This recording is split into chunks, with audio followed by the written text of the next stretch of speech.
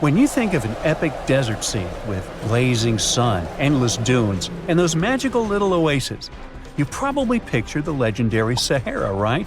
But what if I tell you that 11,000 years ago, this vast expanse of hot sand looked totally different than it does today? Yeah, I don't know, I wasn't around then.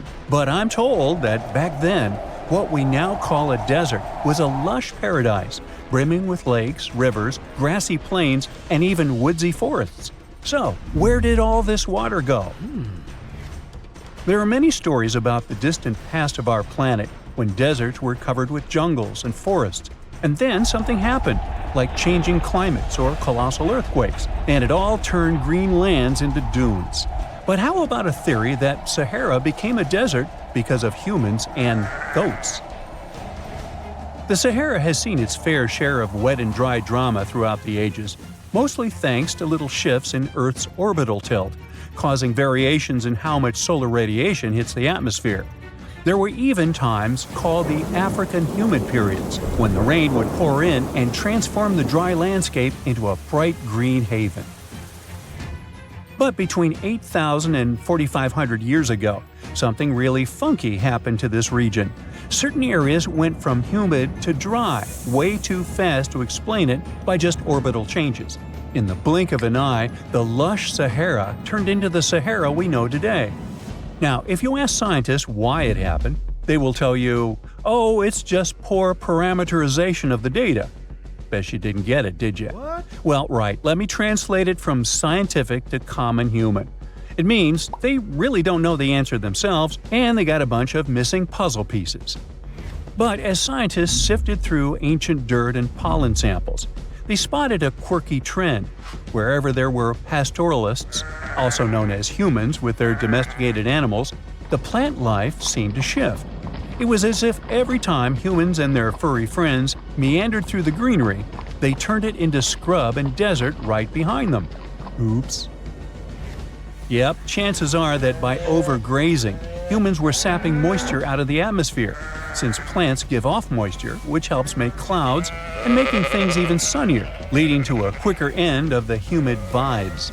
Plus, our ancestors may have been getting a little too cozy with fire for land management, further speeding up the desert takeover.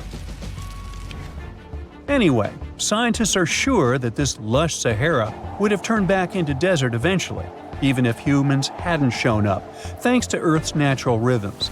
So there's no need to pin this abrupt change solely on humans.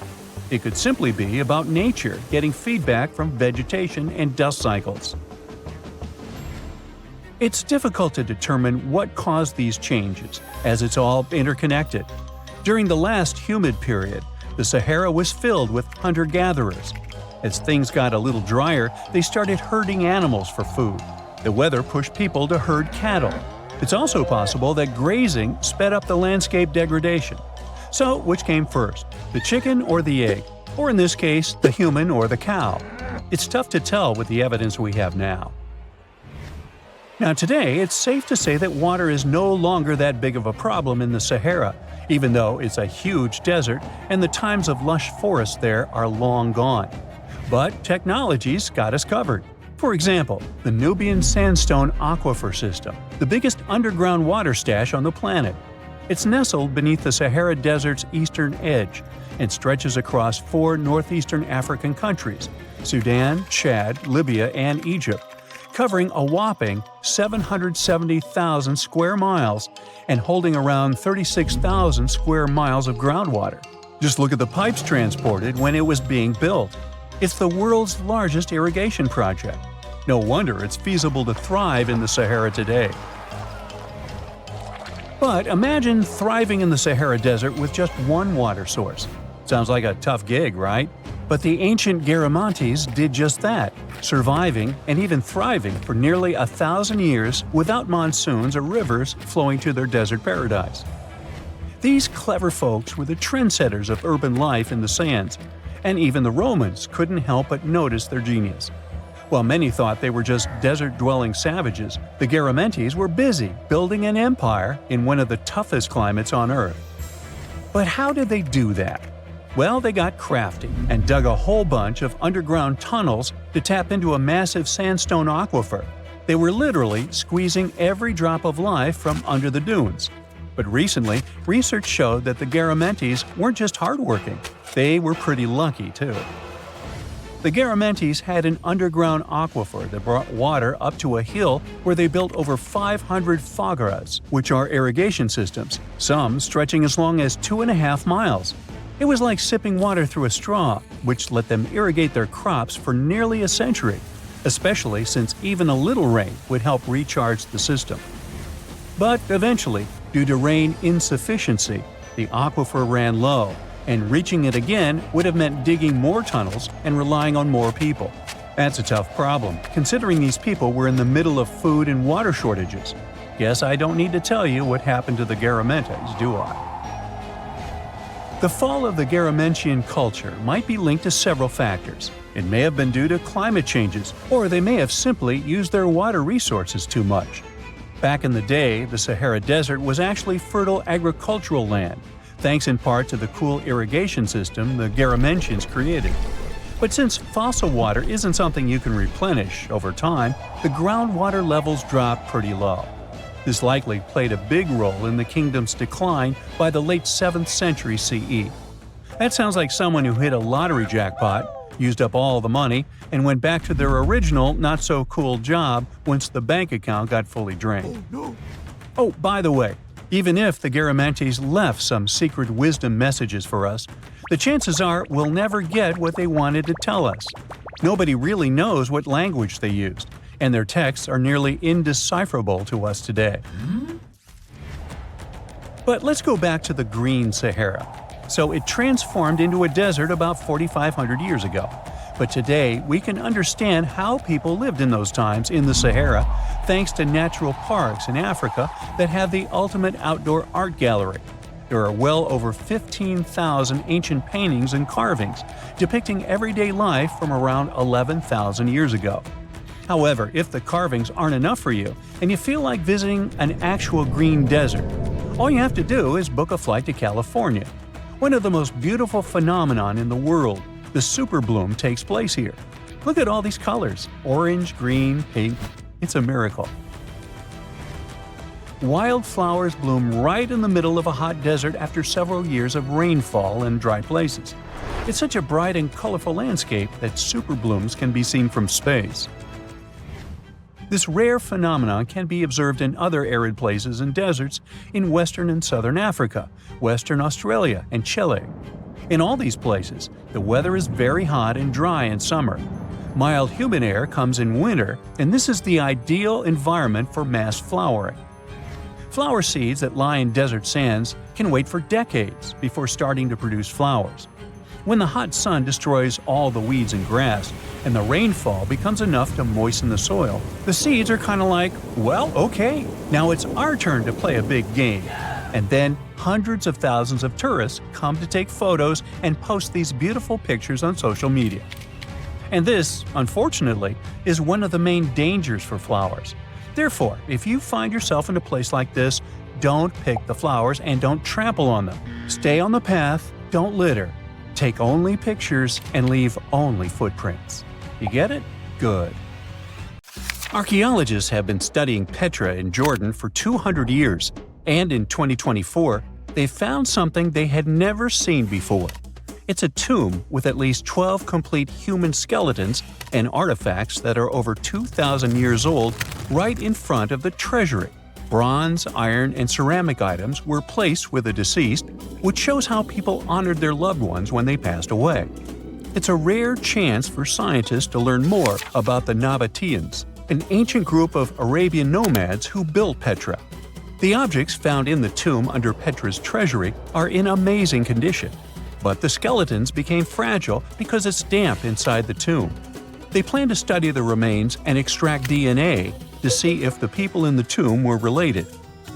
While some scientists are solving tomb mysteries, others have trained AI to find new ancient sites for them.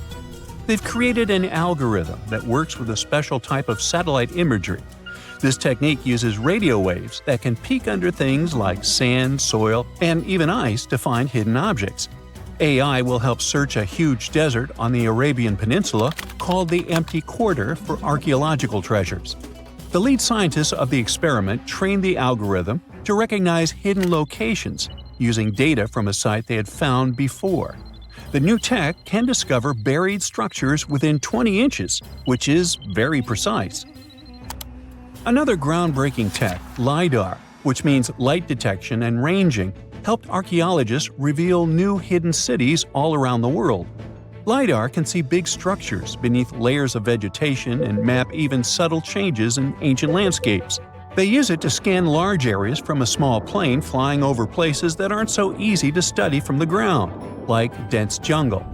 In 2024 alone, they found new Maya settlements in southern Mexico, gardens, roads, and rivers in Ecuador's Amazon rainforest, ancient ruins on the Pacific island of Tonga, and the remains of 2 medieval cities along the Silk Road route in Uzbekistan. Maybe some smart technology can also explain what Marge Simpson is doing on Earth in an ancient Egyptian tomb from 3,000 years ago. The drawing, featuring a woman with yellow-colored skin, a blue crown, and a green outfit, is alarmingly like the famous cartoon character. If you don't see a resemblance here, I hope you'll at least enjoy an amazingly well-preserved necklace with amethyst and agate beads. It's from another recent find from Egypt, an ancient tomb with 11 sealed burials near Luxor.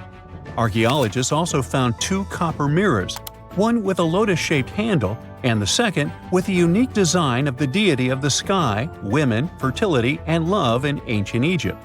The hair of the figurine was originally made from almost 4,000 mud beads.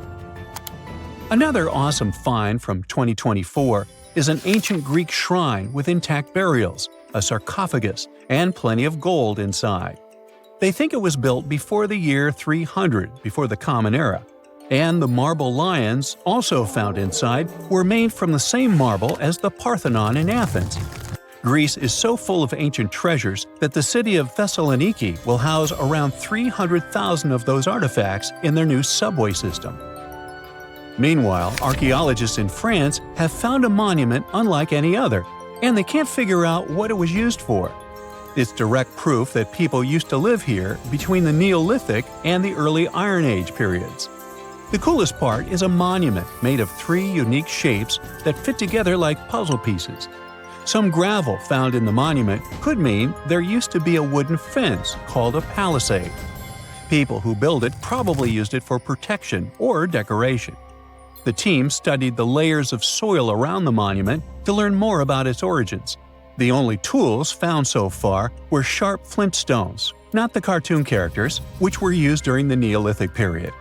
The next step will be radiocarbon dating to figure out exactly how old the site is. Now, the oldest saddle ever found so far was found in the grave of a woman near the edge of the Taklamakan Desert in northwest China. This saddle is the oldest ever discovered. It was crafted from pieces of leather that were sewn together and stuffed with straw and animal hair to make it soft. Now, normally, things made from natural materials like this don't last very long because they rot or fall apart. But the Taklamakan Desert is so dry that it helped preserve the artifact. The herdswoman who used the saddle was buried in her full riding attire, so this proves that not only men used saddles and took part in herding and traveling. Now let's shift to Guatemala, where an ornate jade mask made by the ancient Maya people was waiting for centuries to be discovered. Scientists use radiocarbon dating to figure out the age of the mask. They believe the mask may represent a Maya storm deity, a powerful figure in their mythology. These kinds of masks were often made to honor Maya royalty, and they were placed in the tombs of kings and queens when they were buried. The king's tomb was also decorated with carvings made using tools crafted from volcanic obsidian. After 15 years of searching, scientists may have finally figured out where the altar stone of Stonehenge comes from. They compared the tiny minerals inside the altar stone with rocks from many places in Wales and England and ruled out lots of spots. Then they found the perfect match with a place in Scotland, more than 466 miles away from Stonehenge. This area might even be Orkney, a group of islands in the far northeast of Scotland where a lot was going on during the Neolithic period. The big question now is how ancient people moved such a massive stone so far. The altar stone is over 16 feet long and weighs more than 6 tons. The new theory is that they might have used boats to carry it across the coastline and rivers. Once it was close to Stonehenge, they theoretically dragged it across the land using wooden sleds, ropes, and a lot of teamwork. Meanwhile, in the north of France, an ancient home popped to the surface during the construction of a new house. It turned out to be a luxury urban house for the elite from the 2nd century of the Common Era. The inside of the house was destroyed by a fire, but under the destroyed layer, there are beautiful, real-size fresco paintings. Turkish archaeologists unearthed the arm and foot bones of elephants that lived around 9 million years ago. They also found fossils of early horses, giraffes, and even saber-toothed cats. They've already identified 43 distinct types of animals from this site and collected more than 4,000 fossils. One more cool find from Turkey is a 64,000-year-old workshop inside Enkaja Cave. It looks like people used it for 24,000 years non-stop. There are some tools inside, like flakes and blades, which were made inside the workshop. In eastern Turkey, a farmer accidentally found a 1,000-square-foot mosaic from the late Roman or early Byzantine period just beneath the dirt. Experts say it's a one-of-a-kind thing from this region, and it's still in one piece after all this time. The pattern shows dozens of trees, plants, and animals that were found in ancient Turkey. There could be more treasures in the area, so they plan to keep digging. Our final stop will be in Sicily, where archaeologists uncovered a huge ancient thermal complex. Inside, they found 2 rooms with floors covered in colorful mosaic designs, along with a large courtyard surrounded by arched wings. As they kept digging, they discovered more parts of the ancient city. They found new roads and the remains of a huge complex, along with stretches of old stone walls that were part of the city's fortifications. These discoveries are helping scientists imagine what the city might have looked like during ancient times. No one knows for sure whether the bathhouse was built by the Greeks or the Romans, since both civilizations lived in Sicily long ago. In July 1990, 4 Czech guys decided to go on an adventure to find the Mongolian death worm, a creature that might have inspired the monster you've seen in the movie Doom. They say it lives somewhere deep in the Gobi Desert, so they flew to Mongolia, hopped into an ATV, and hired some local guides to help them. All that to meet a creature that is up to 6 feet long, can spit acid that could melt anything, and is capable of shooting electricity at those it doesn't like.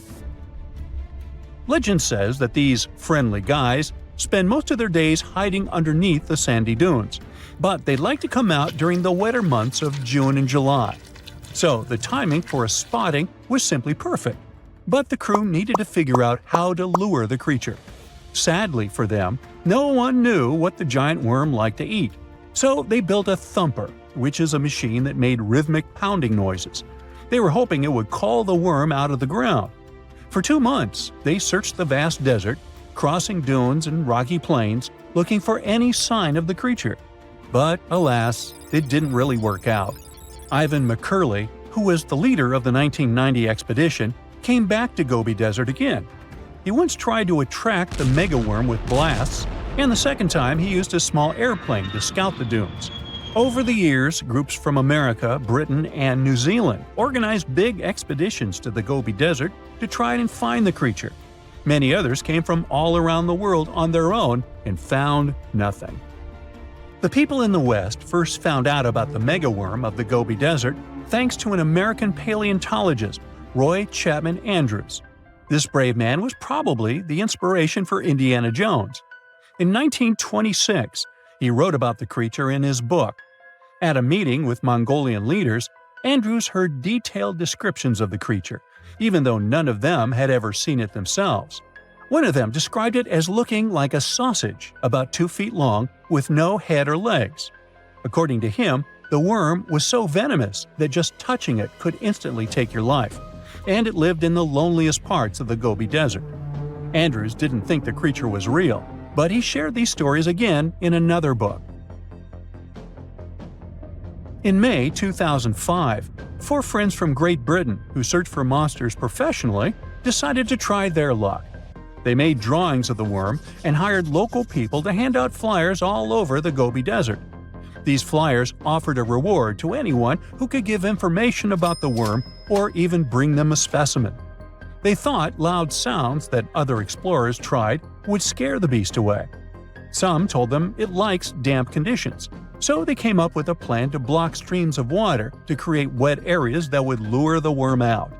Their plan didn't work because it was too hard to build dams in the desert. They ended up using small traps, but didn't find any actual proof that the worm existed. But they did meet locals who shared interesting stories about strange creatures they had seen over 70 years. Over the years, stories of the monster spread around the world. In some of them, it's only 1 foot long. In others, it's as large as a human. It's white-gray or scaly and brown, or maybe fleshy and bright red. Someone said it resembled a snake, or maybe a caterpillar, or maybe it has wings and can fly. And some believe it could be a supernatural evil being without a body. Maybe the stories are so different, and the search operations are so fruitless, because the creature doesn't even exist. Or it could be one of many cryptids. Those creatures like Bigfoot, Yeti, the Loch Ness Monster, their existence has yet to be proven. In 1983, one scientist who was visiting the region heard that an old man had managed to catch the mysterious worm. He also learned there was a nest nearby. The scientist bravely approached the hole in the sand and put his hand inside. A giant creature dragged him in, and he was never seen again. Just kidding. He actually found a Tartar sand boa inside. It's a chunky, burrowing, non-venomous snake that has small eyes and gray-brown scales. He showed it to the locals to verify if it was the monster, and supposedly all of them said yes. Most Mongolians who know about the worm still believe it's real. Now, even though people call our supposed monster a worm, it's just what it sounds like in the English translation. Many Mongol cultures have used this word for centuries to refer to any animals they thought to be really dangerous, especially snakes, even non-venomous ones. So, it doesn't have to be a literal worm after all. Worms are soft and squishy, but a creature living in the harsh Gobi Desert would need to be tougher, more like a snake or a type of lizard without legs. Neither of these creatures can shoot electricity or spit acid like they say the death worm does. But some snakes, like cobras, can spit venom that's dangerous for people. If it were real, the creature would have a backbone, and explorers searching for it would likely find some bones or evidence left behind. And there are actually fossil remains all over the Gobi Desert. Scientists found representatives of over 80 dino groups here over the last almost 100 years. It all started with the world's first dinosaur egg nests. This discovery changed all the scientists knew about dinos. It was the first proof they laid eggs. In the following 2 years, the same expedition team unearthed over 100 dinosaurs and took them to the American Museum of Natural History, where you can still see them today. Some of them were swimming around in the Cretaceous Sea that used to be here about 71 million years ago. They resembled modern birds. The mystery of the megaworm is still unsolved, but there used to be another mystery scientists finally managed to explain. Back in the 13th century, a famous traveler, Marco Polo, not the guy from the swimming pool game, crossed the Gobi Desert. He thought he could hear mysterious noises, like the sounds of musical instruments such as drums. He wrote about it in his book and believed he might be hearing the voices of restless spirits. Scientists call these noises singing sands or booming sands. Unlike the squeaky sound you might hear when walking on a sandy beach, these desert sounds are much louder, like a musical instrument playing deep, haunting notes. Over the years, people came up with all kinds of ideas about what caused the sounds, like underground water or winds making the sand vibrate. Not all dunes can do this, and scientists wanted to figure out why. Sometimes the winds might cause a small avalanche on the side of a dune, and then you can hear the magical sound start. But this is rare. So, to study it, scientists had to help the dunes sing. They climbed to the top of a dune and slid down on their backs, using their hands and feet to push sand down. As the sand tumbled, The sound started softly and got louder. They could even feel the vibrations with their hands. So they found out that for a dune to sing, a few special things need to happen. The grains of sand must be the right shape. The dune has to be big, and the sand must be very dry, so no singing after it rains. Inside the dune, there's a hard layer of packed sand that acts like a giant speaker. This layer bounces the sound waves back and forth, makes the noise louder and louder, and creates a haunting melody that can fill the desert air. In other words, the dunes can play tunes. Yeah, sorry, I couldn't help myself with that one. What is a boat doing in the middle of a desert? You would expect to find a seagoing vessel closer to shore. This is the question archaeologists had been asking for decades. In 1988, there was a storm near one of the most important archaeological sites in ancient Egypt. A wooden structure emerged from the sand. It was hollowed out by termites. Scientists were determined to solve its mystery. In 2000, they began excavating the site near Abydos, Ubidos. An American team of experts soon discovered a boat that was 70 feet long, and it wasn't alone. In total, there were 14 boats neatly resting next to each other.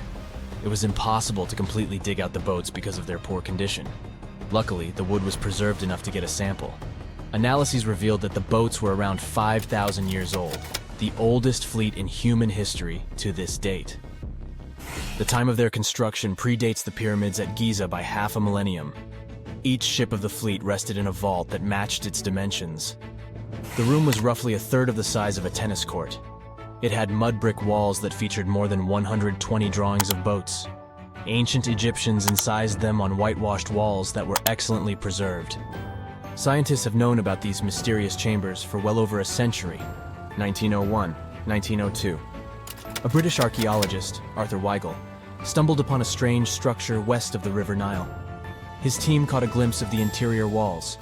Sadly, a section of the roof collapsed, so they had to call off further exploration. Researchers abandoned the site, but its location remained on the maps. The boat's position first led scientists to think that they rested on a bank of the mighty Nile. But there was a problem with this theory. Today, the river flows almost 7 miles west of Abydos. Further studies of the surrounding terrain showed the Nile didn't change its course throughout history. Also, if the boats floated near a dock, they would be in unstable positions. The 14 vessels at Abydos were perfectly parallel to each other. There was only one conclusion possible. Someone had deliberately placed them like that. They must have gone through a lot of effort. Each boat had enough room for up to 30 rowers. These vessels could really float. They weren't models, but scholars still don't know if they actually sailed any body of water in ancient Egypt. This doesn't diminish the importance of the find. Previously, archaeologists found only small-scale models.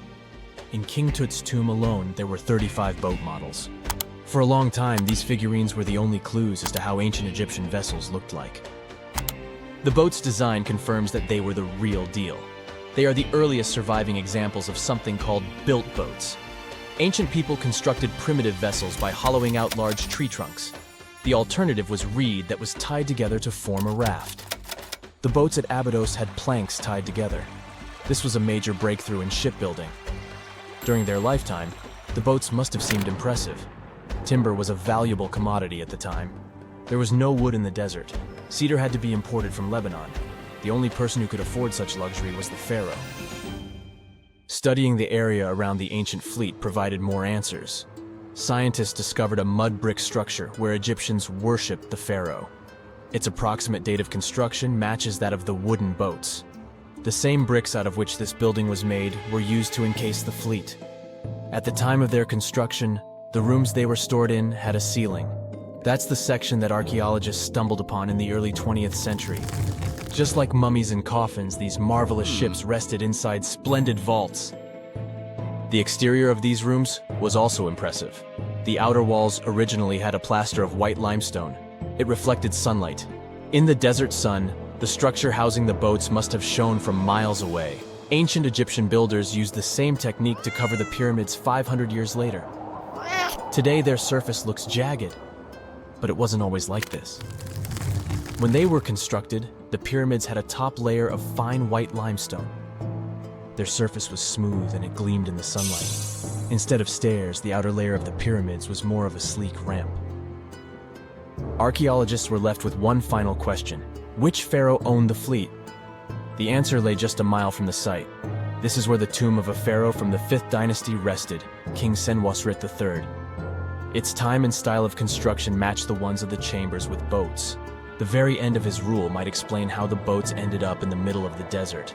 The pharaoh probably passed away in northern Egypt. Then his body was transported down the Nile to Abydos in a marvelous procession of decorated boats. The vessels were later lowered to chambers near the final resting place of their owner. This had a symbolic meaning. In the ancient Egyptians' belief system, ships played a key role. Their supreme deity was Ra. He traveled through the sky during the day in the form of the sun. At nighttime, he sailed through the netherworld in a solar boat. The pharaoh identified himself with Ra. That's why he needed boats in the afterlife. That was the only way to regenerate himself. Just as the sun rises every day above the horizon. This belief existed for thousands of years. The more famous Pharaoh Khufu also had a ship. Scientists found it in 1954 next to his pyramid at Giza. It is some 4 centuries younger than the fleet at Abydos, but Khufu's ship was almost 2 times longer. The Great Pyramid of Giza and King Tut's tomb are some of the most famous archaeological finds in Egypt. But there are many more secrets hiding beneath the endless sands of the Sahara Desert. Recently, 2020, archaeologists found a lost city there. They have labeled it as the most important discovery since King Tut's tomb, 1922. The city of Aten is some 3,000 years old. Historians hope it will give them a unique insight into the everyday life of ancient Egyptians. The famous archaeologist and Egyptologist Zahi Hawass proclaimed the site a lost golden city. Aten sits some 300 miles south of Egypt's capital, Cairo. It is close to the famous Valley of the Kings. Archaeologists first found sections of mud brick walls that spread out in all directions. They discovered complete rooms with tools of everyday life inside. The research team unearthed a bakery, a residential neighborhood, and an administrative district. They all date back to the time when the Egyptian civilization was the wealthiest in its long history. They were also the first to make objects from iron. In 1911, scientists found a set of iron beads near a village in Lower Egypt, El Gerza. These are the earliest known iron artifacts. The discovery is literally out of this world. Ancient people made them by beating into shape a piece of a meteorite. The 9 beads were once part of an ornate necklace. They are now blackened and corroded, which is perfectly normal for a piece of jewelry that is over 5,000 years old. They consist of an iron-nickel alloy. Researchers were impressed by the skill of ancient jewelers who processed the beads. Their craftsmanship is more impressive when you think that they didn't know the stellar origins of the material. The Great Pyramid of Giza also has a remarkable feature. An international research group investigated the electromagnetic response of the structure to radio waves. They found that the pyramid has the ability to concentrate electromagnetic energy inside it. This occurred inside its chambers as well as under the pyramid's base. It contains an underground, unfinished chamber. It seems that the electromagnetic response is connected with the properties of limestone, the Great Pyramid's main building material. The research results might have a practical application. The way solar cells and nanosensors function could be improved by this remarkable find. Before we get into the reason why and how there are pyramids all around the world, let's talk about some of the examples. I'll start with the Pyramid of the Sun in Mexico. These folks really knew how to build a city. Their well-planned urban center spanned over 7 square miles and boasted several pyramids. But the Pyramid of the Sun is the most impressive. This giant pyramid was built way back in 100 CE and is one of the biggest structures of its kind in the whole Western Hemisphere. It's so big that it's 216 feet high above the ground. If you ever find yourself in this ancient city, you won't be able to miss the Pyramid of the Sun. It's right there on the east side of the Avenue of the Dead, the city's main north-south street. To build this incredible pyramid, around 1 million cubic yards of material were used, including a special kind of red volcanic rock called hued tizontal. Impressive, huh? We don't know too much about the people who built the Pyramid of the Sun or its purpose. But archaeologists believe there was once a temple on top of it. When explorers went below the pyramid in the 1970s, they found a bunch of cool tunnels and chambers. In 2011, they even found a secret stash of clay pots, obsidian pieces, animal bones, human figurines, and a mask. Who knows what other secrets the pyramid is hiding? If you decide to see this one, you must climb the pyramid using the 248 uneven steps on the west side. Watch your step. Sudan got some pyramids too.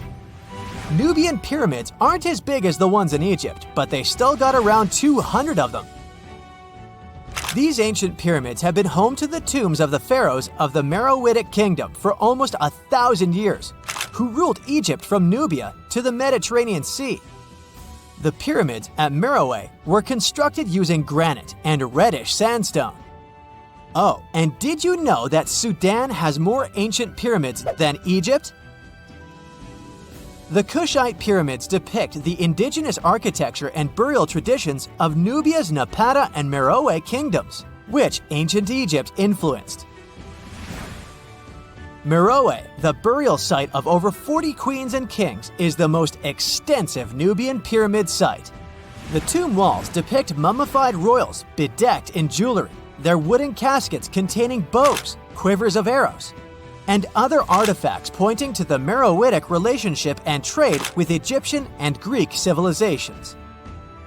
So if you're looking for some ancient tombs to explore, you may consider skipping the crowds in Egypt and heading on down to Sudan.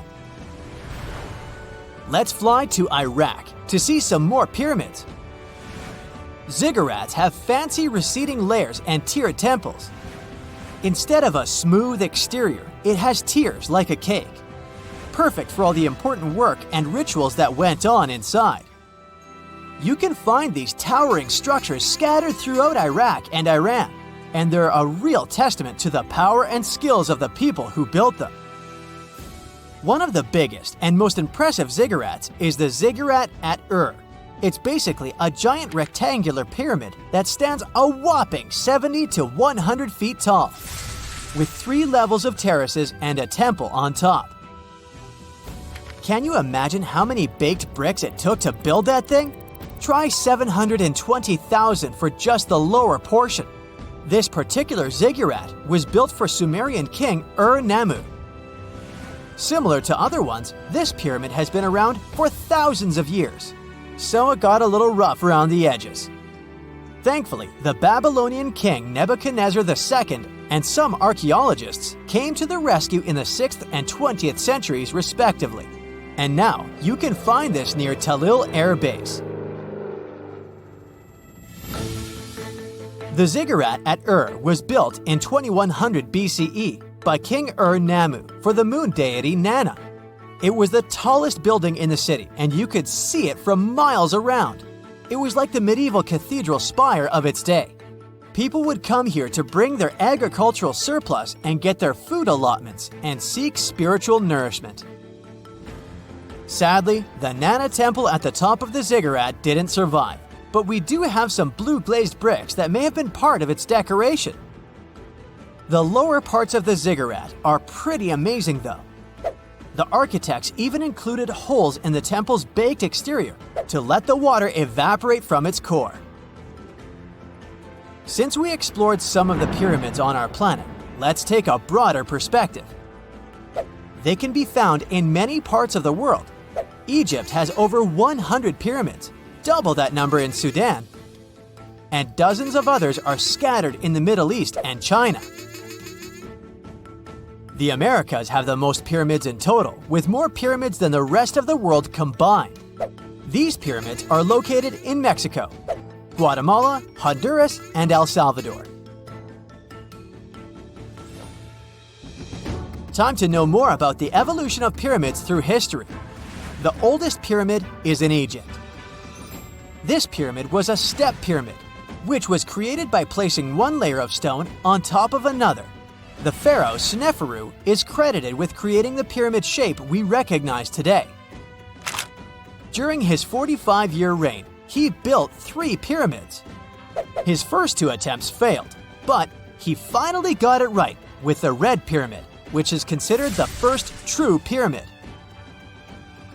It was Sneferu's son, Khufu, who built the Great Pyramid of Giza, which was the tallest human-made structure on Earth for almost 4,000 years. Latin American pyramids are similar to early Egyptian step pyramids, but they were built independently, with no knowledge of each other. The pyramids in Sudan were built around 700 BCE and are tall but much narrower than those in Egypt. How in the world did all these civilizations build these things without even texting each other? After all, the Aztecs, Mayans, and ancient Egyptians were about as different as possible. But despite their cultural differences, they all seem to agree on one thing: pyramids were pretty cool. Step pyramids are all around the world because they were the most feasible and stable way to build large and tall structures without access to lighter building materials like wood and metal. The triangular form with a square base is the best way to build a sturdy structure, and having a cube structure would require more material for less height. Now, when it comes to pyramid design, the Egyptian pyramids were like giant triangles with a square base, smooth sides, and a pointy top. On the other hand, the Aztecs and Mayans went for a tiered cake look, with steps leading up to a flat platform on top. So, while all these pyramids share the same basic shape, they have their own unique flair. Each group built its pyramids using different materials, techniques, and slope angles. So while they may have been inspired by each other's work occasionally, they were just doing their own thing. Egyptian pyramids had smooth, angled sides that were designed to help the pharaoh's soul ascend to heaven. The Pyramid of the Sun was built over a series of caves that served as a passageway for the deities. The Maya built the temple of Kukulkan in Chichen Itza to honor the deity Kukulkan, usually represented by a serpent. Nicknamed El Castillo, it has 91 steps on each side, plus a platform. That's 365 steps, one for each day of the Mayan calendar. Tell me, Brightsiders, how were pyramids built?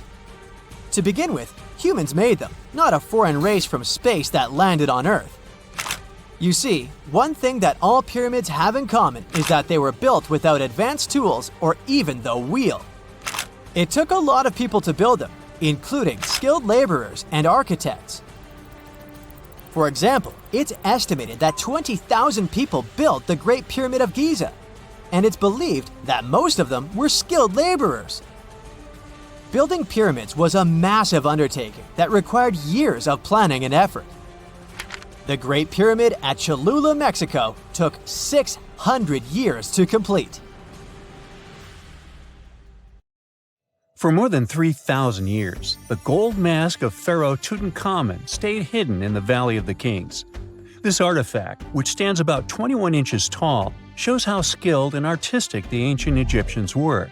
But nobody expected that X-rays would reveal its biggest secret. King Tut was the last ruler of his family during the 18th dynasty. He took the throne at just 9 years old, but ruled for only 10 years before he passed away unexpectedly. If we're being honest, back in ancient Egypt, he was mostly forgotten by the rulers who came after him. His tomb wasn't a big deal for them, so much so that even the grave robbers forgot about him. It might sound a bit sad, but the truth is that it was actually great news for us. Since his tomb was practically forgotten, it ended up being perfectly preserved. While the other tombs in the Valley of the Kings were looted, his remained sealed and untouched. So, when it was discovered back in 1922, it had over 5,000 precious objects inside. That made Tutankhamun basically an instant celebrity and one of the best-known pharaohs nowadays. Among the treasures was the most stunning piece, his golden mask. This mask is said to be an exact image of the king's face, or at least it was supposed to be, but we'll get to that later. The purpose of this accurate representation of his face was to make sure that his soul would recognize him in the afterlife and return to his mummified body.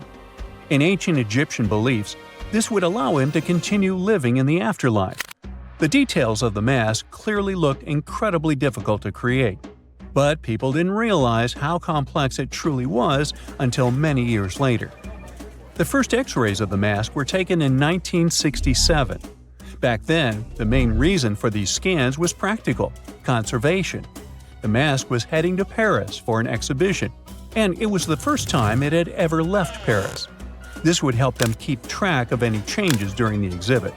Plus, the images could give clues about how the mask was made, but back then, they probably didn't fully realize just how complex its construction was. I mean, Egyptian goldsmiths didn't use modern soldering techniques. So, how did they make this mask? New X-rays taken in 2007 gave us some answers. It turned out the Egyptians didn't use pure gold, which is 24 carats. The mask was actually made of 23-karat gold, meaning it was mixed with another material. So specialists discovered that the gold sheets contained a small amount of copper, a reddish-brown metal. This was likely done to make the material more flexible and easier to shape. They would then shape the gold sheets by heating and hammering them over and over again. But there was one more secret inside the mask that wasn't discovered until 2015. The year before, the staff at Cairo's Egyptian Museum were working on the mask display when the long beard of the mask accidentally got knocked off. Another theory is that the beard had become loose over time and just fell off. Either way, the fact that King Tut's beard came off caused a lot of stress. After all, we're talking about one of Cairo's biggest tourist attractions, so the experts had to fix the problem quickly. The restoration process started with a detailed recording of the mask's condition. To do this, they had to take a full three-dimensional scan of the artifact, and, by accident, they found something very interesting in the mask. Inside the royal beard, there is a gold tube, an intriguing structure that the Egyptians likely used to attach the beard to the rest of the mask. And that proved, once again, that the process of making this mask was even more complex than experts thought. But the mysteries don't stop there. Remember how we mentioned that the mask was thought to perfectly represent King Tutankhamun's face? Well, that might not be entirely true. Some popular theories suggest the mask was never meant for him and was actually made for someone else. A study published in 2015 suggested the mask was originally made for a female pharaoh, his supposed stepmother, the famous and beautiful Egyptian queen Nefertiti. The biggest clue comes from an inscription on the mask. At first glance, it seemed to belong to Tutankhamun, but after a close examination, researchers noted that something else was actually written underneath King Tut's name. The royal name stamp seems to have been altered, and originally it had something written on it that translates to Queen Nefertiti. There is another feature of King Tut's golden mask that was overlooked for years, which adds even more mystery. As we mentioned earlier, experts believe he wasn't respected much by the pharaohs who came after him. And one of the clues that made archaeologists think this is the pierced ears on the mask. Some researchers believe that King Tutankhamun wouldn't have worn earrings after he was a kid. So, according to their theory, by the time he passed away at 18, he shouldn't have been represented with pierced ears. This could also support the idea that the mask originally belonged to Nefertiti, or maybe to someone who wasn't even connected to King Tut. But the mask isn't the only source of mystery. In fact, his whole tomb is full of puzzles. Recently, historians found a sign that the place where King Tut was supposed to be buried was changed at the last minute. For years, experts wonder why a pharaoh who ruled for 9 years ended up in such a simple tomb.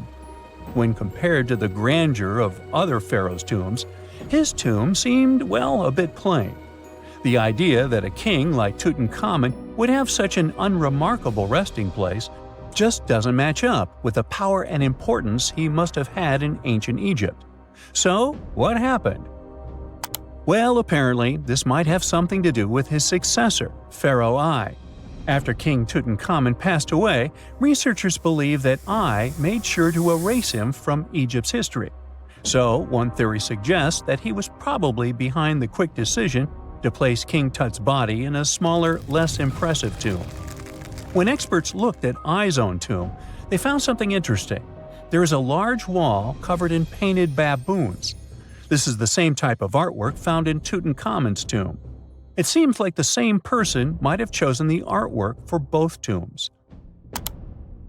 Now, the design and decoration of the two tombs are almost identical, suggesting there was a shared hand behind both. But there is one key difference. I's tomb is fit for a king. It's much bigger and more impressive, even though the style and artwork are similar to what you see in Tutankhamun's tomb. So the theory suggests that I decided what went into both tombs. Since Tut passed away unexpectedly at a young age, his grand tomb wasn't finished in time. Normally, pharaohs start building their tombs while they're still alive to make sure everything is perfect. But Tut passed away when he was just 18, so there wasn't enough time. I may have taken advantage of the situation, ordering a smaller tomb for Tut and keeping a larger one for himself. Experts believe this theory explains why Tutankhamun's tomb is so simple and how I managed to wipe his memory from history so easily. But in the end, the story of King Tut's mask and tomb is full of mystery and intrigue. Each new discovery sheds more light on what really happened all those years ago. But one thing is for sure, the secrets of ancient Egypt still have much to reveal, and King Tutankhamun will continue to fascinate people for years to come. The ancient city of Taposiris Magna is hidden on the northern coast of Egypt. These days it has very little of its former glory, but what lies beneath it may hold the secret to uncovering a famous mystery, that of Cleopatra, the most memorable Egyptian queen in history. The recently discovered tunnel is also known as a geometric miracle for its time. Excavations have uncovered a 43-foot-long structure below the ground, which is partially submerged in water. Its shape and construction technique are similar to that of the Eupalinos tunnel, another amazing ancient discovery. This one is located in Greece and was built by excavating simultaneously from 2 points, aiming to have them meet in the middle.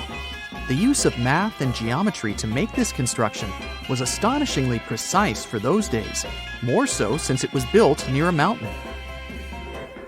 Archaeologists that have been working on the Taposiris Magna site since 2004 believe this tunnel may lead to the lost tomb of Cleopatra. The clues they found so far seem to back up this theory. For starters, the city and its temple were built by one of Cleopatra's ancestors, Ptolemy II. All the architecture seems to indicate it was dedicated to the ancient spirit Osiris and his queen Isis. Throughout her reign, Cleopatra did try to associate herself with Isis, so it may be no surprise she chose this location as her final resting place. Scientists have yet to pinpoint Cleopatra's tomb, but research continues with the help of modern technology. To study this location better, archaeologists have even used a special device called ground-penetrating radar.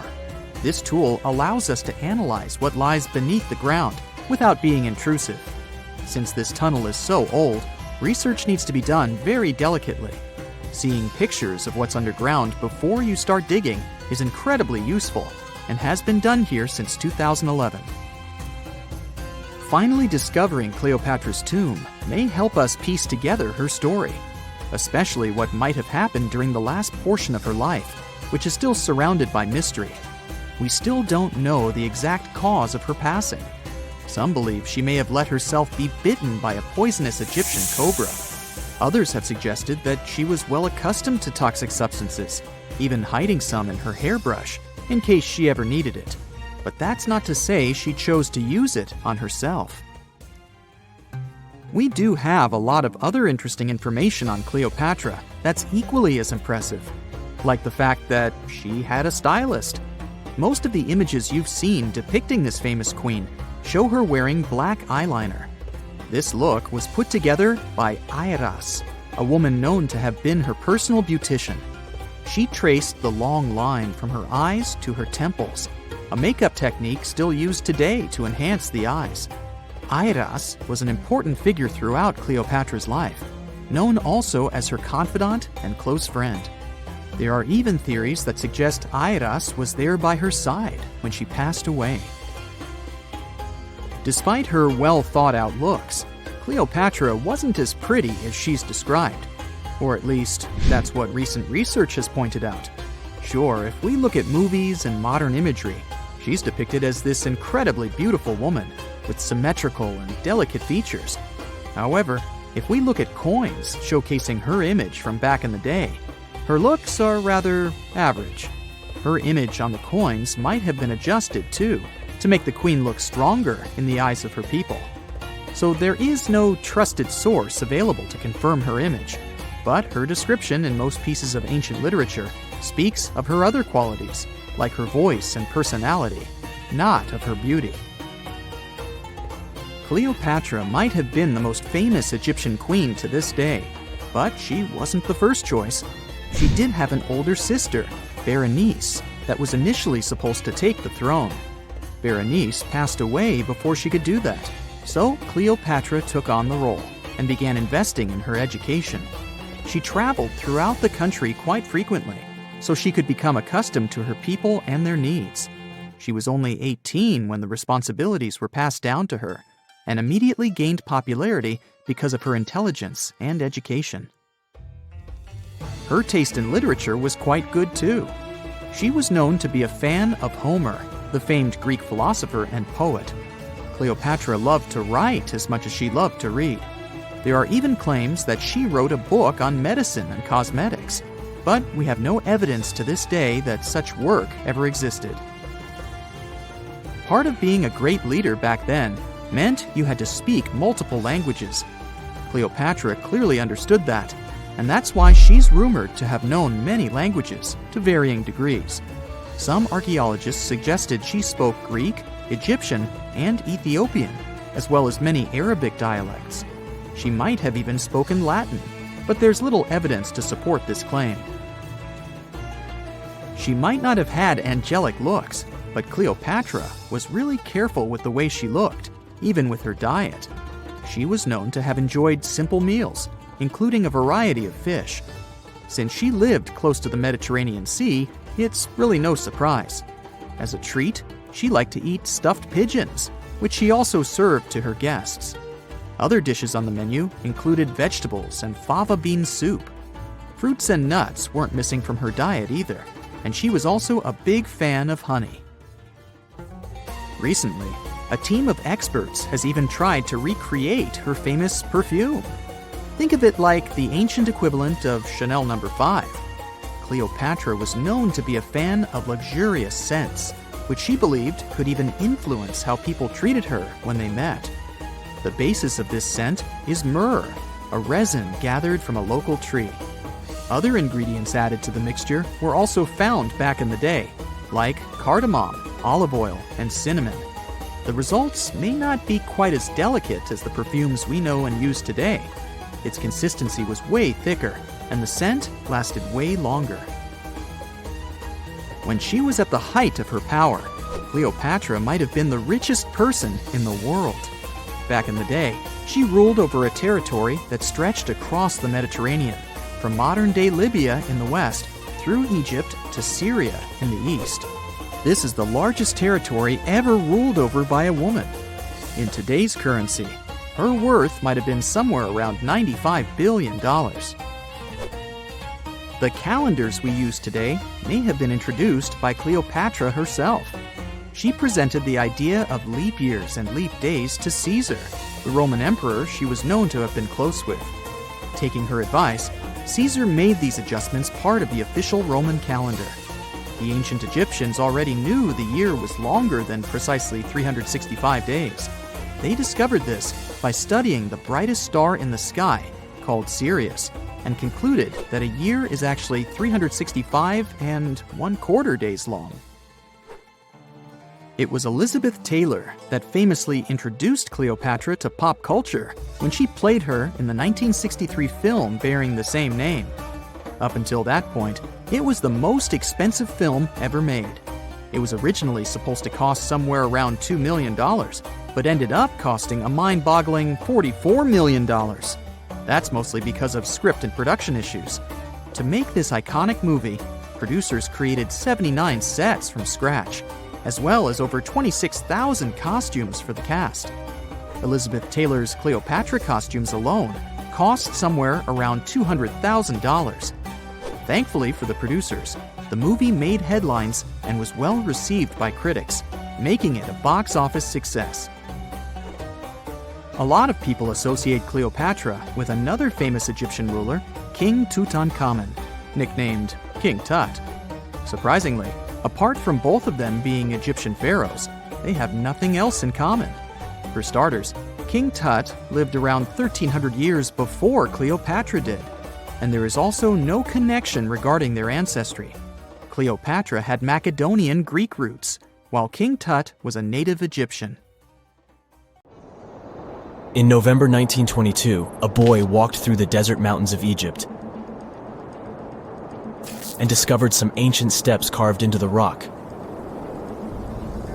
Subsequently, this find became one of the world's largest and most significant archaeological discoveries. This step was part of Tutankhamun's untouched tomb. Archaeologists found about 5,000 ancient objects, including jewelry, fabrics, painted vases, and funeral masks. You've probably seen one of them. It has become one of the most recognizable attributes of ancient Egypt. More than 100 years have passed since then, and now humanity has finally become close to another large-scale discovery, the tomb of Cleopatra. This queen was the last active ruler of the Ptolemaic Kingdom of Egypt, who sat on the throne from 51 to 30 BCE.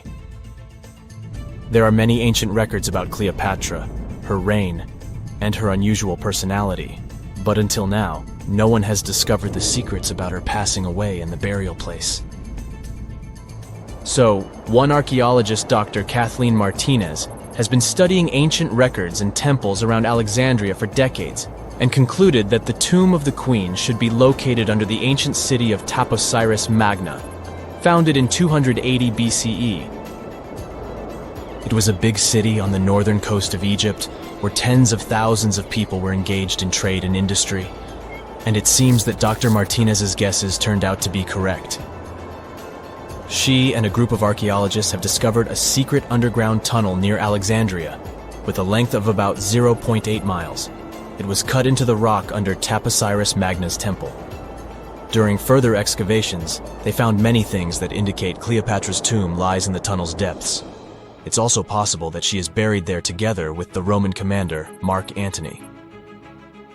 According to ancient records, Cleopatra and Mark Antony loved each other and together opposed the Roman Senate, which declared Antony a traitor.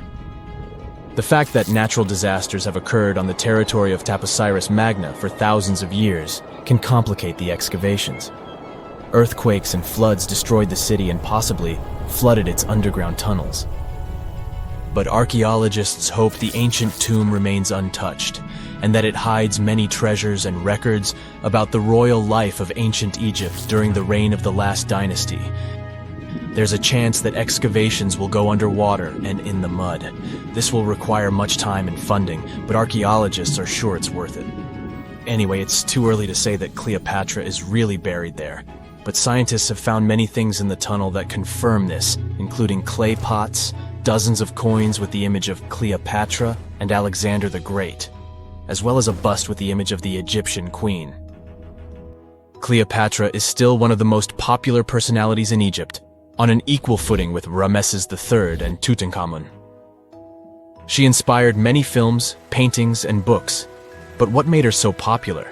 She became famous for her inconsistency. She was a beautiful, intelligent ruler who pulled Egypt out of the crisis and made it a prosperous power. Medieval Arabic texts say she knew chemistry, mathematics, and philosophy, and may have written several scientific books.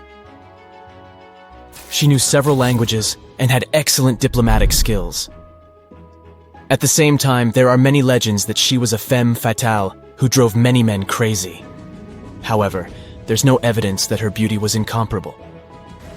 The image of a stunning model was created by Hollywood when it made several films where famous actresses performed the role of Cleopatra. And the Roman Emperor Octavian, the adopted son of Julius Caesar, specially created the image of Cleopatra as an insidious seductress because he was her enemy. Even though she was born in Egypt, Cleopatra wasn't an Egyptian. Her ancestors were Greeks, among whom was one of the generals of Alexander the Great.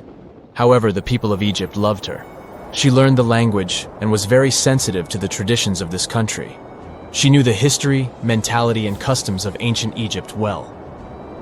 She raised the level of its economy and strengthened its status as a world power. Much of this was made possible thanks to her cunning and impressiveness.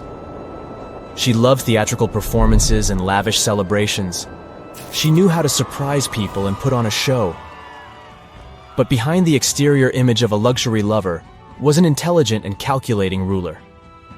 Ancient Egypt was a rich, luxurious country, and Cleopatra did everything to increase its wealth and strengthen its position in the international arena. For example, she was once in conflict with her brother Ptolemy XIII. The queen knew that she wouldn't be able to resist him, so she decided to attract Julius Caesar to their side. The Roman emperor arrived in Alexandria, where Cleopatra wanted to meet him, but Ptolemy knew about her plans and was about to prevent her from coming to Caesar. Then, instead of a rich and noisy arrival, Cleopatra decided to make her visit inconspicuous. She wrapped herself in a carpet or linen bag the emperor's servants carried into Caesar's private chambers. Cleopatra emerged from the carpet and impressed the Roman emperor with her beauty and determination. As a result, they fell in love with each other and became close allies. After some time, she impressed another influential Roman for diplomatic purposes. She arrived to meet Mark Antony on a golden barge with purple sails and silver oars. Cleopatra was dressed in the image of Aphrodite and sat under a magnificent canopy. Her servants dressed like cupids and were blowing her fan and burning incense. But Cleopatra created such a show for a reason. She knew that Antony revered Greek mythology and considered himself the embodiment of Dionysus. As a result, he was so impressed with this woman that he ended up marrying her. Cleopatra defended her crown, strengthened her alliance with Rome, and bore Antony 3 children. In Egypt, they threw big parties and enjoyed wealth with power. However, the relationship of a high-ranking official with the Egyptian queen caused a scandal in Rome. Octavian was Antony's primary opponent in the struggle for power, so he exploited the situation to darken the competitor's reputation. He used propaganda to make Cleopatra an insidious seductress in the eyes of Roman citizens. He accused Antony of succumbing to her charms. The Roman Senate supported Octavian and declared Cleopatra an enemy. In 33 BCE, this conflict reached a high point when Antony's navy clashed with Octavian's fleet. The latter won and forced his enemy to flee to Egypt with Cleopatra. According to some records, they took refuge near Alexandria. Pursued by the Romans, they hid in one of Cleopatra's palaces and met their end. Some legends say that Cleopatra was an expert in poisons. She provoked a venomous snake, a viper or an Egyptian cobra, to bite her. Also, according to another legend, she pricked herself with a poisonous needle. There's a theory that Cleopatra always carried an ampule with poison inside her hairbrush. And when she was cornered, she soaked the needle with this poison and pricked herself. None of this can be said for sure. Scientists are still trying to find out the truth. Perhaps when they reach Cleopatra's tomb, the world will get more answers about her tragic fate. She is considered the last ruler of Egypt.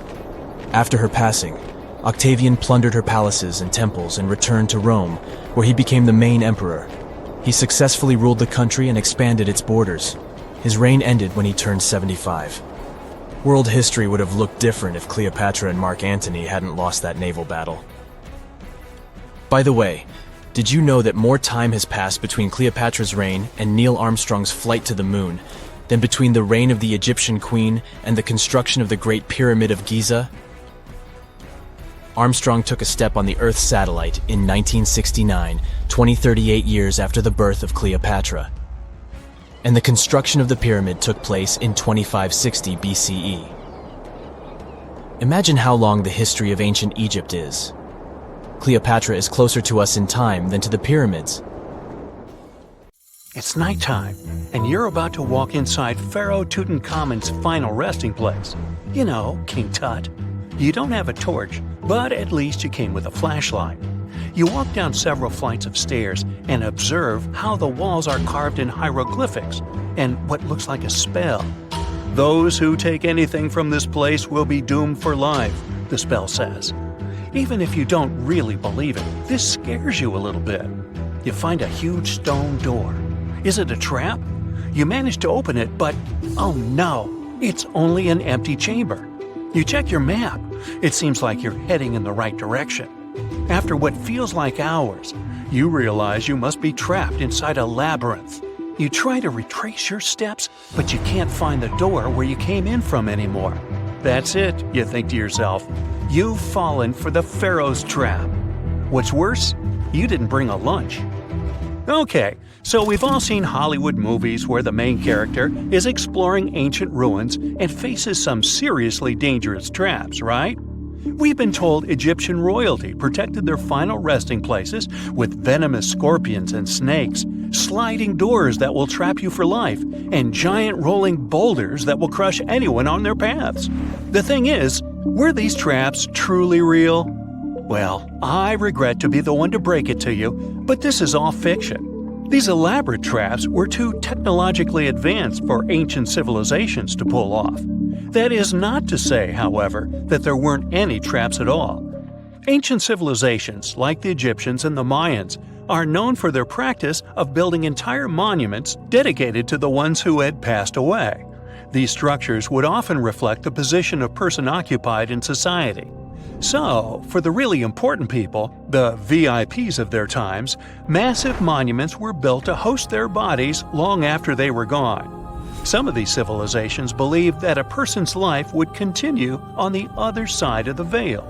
For that reason, a person would be buried together with the belongings of their current life.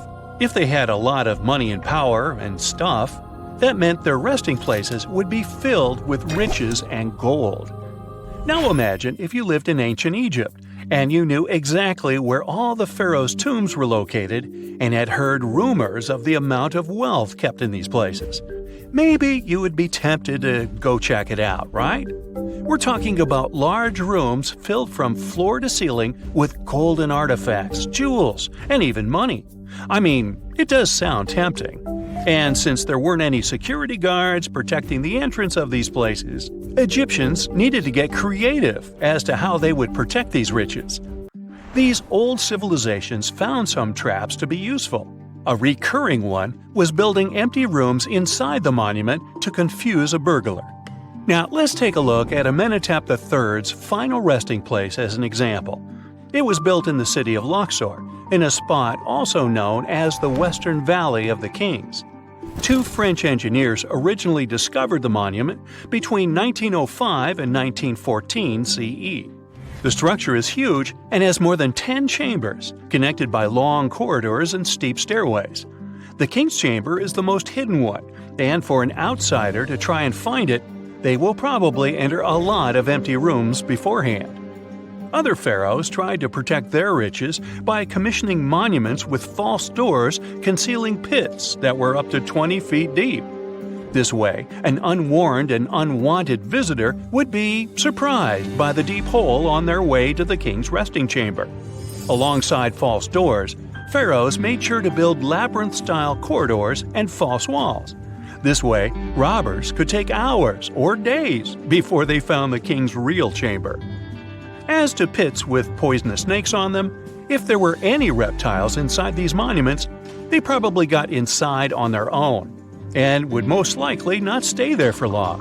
There is no way snakes would survive years and years without food inside these pits. So yes, another Hollywood-induced belief right there. If these traps seem boring to you, archaeologists did find an interesting deterrent in the final resting place of the Red Queen of Palenque in Mexico. Palenque was one of the most powerful Mayan cities in pre-Columbian Mexico, and the Red Queen was believed to be the grandmother of the last Mayan king, undoubtedly a person of immense importance to the empire. In her honor, a huge monument was built to keep her body after her passing. The discovery of the tomb itself was already thrilling. Archaeologists found an ancient monument when digging at the site back in 1994. The first thing they found was a room with a hidden door. Once they opened the door, they discovered a long corridor. Finally, at the end of this corridor was the Queen's chamber. The team of archaeologists was beyond excited to unearth this chamber with the mummy of the Queen herself still inside it. They found her to be accompanied by her pearls, jade shells, and expensive rocks. But as the team explored the remains, they saw something rather strange. The room was filled with a red-colored powder. Researchers knew that the color red was important to the Mayan people, and that much of their clothing and buildings were decorated with this color. But they didn't understand why the queen was buried with this unknown red substance. After they took a sample back with them for further analysis, they discovered that the red powder was cinnabar, a very dangerous mineral. This powder, when inhaled, can cause, shall we say, severe health damage to a person. The team concluded that this could only be a trap for anyone trying to steal her riches. Okay, so dangerous powders might have worked as the most intense traps we've seen until now. But perhaps the cheapest way to keep out unwanted visitors was to advertise spells written out all over the monument. We'd probably laugh at these today, but back in the day, they were more or less effective. Spells usually said that the person who took anything from that place would meet a tragic fate. Some spells said that robbers would lose their houses in big fires or terrible floods. Other spells said burglars would have incurable and undiagnosed health issues, but they weren't really enough to stop people from taking any gold. There are some stories surrounding how these spells might have been real. One of them is from the famous British Egyptologist Howard Carter, the one responsible for unearthing Pharaoh Tutankhamun's resting place in the 1920s. After months of unsuccessful digging, Carter discovered the tomb's existence by chance. He found the entrance to a stairway right beneath the soil where he had been searching all those months. With the help of a team, he cleared the piles of sand blocking the stairs and discovered a doorway. The door had several royal symbols carved into it, and Carter knew this could only mean a very important person had been buried there. And he was right. With a chisel, he made a hole in the top left-hand corner of the doorway and lit his vision with the help of a candle. He couldn't believe what he was seeing, the reflection of several golden and jeweled items crowding the chamber before him. Lost for 3,000 years, Carter had just discovered the final resting place of King Tut. But the story didn't finish here. This discovery was accompanied by a series of unfortunate events that led people to believe it had something to do with the pharaoh's spell. Carter himself mysteriously passed away just a few years later, and some of his assistants lost their houses in floods, just like one of the spells threatened.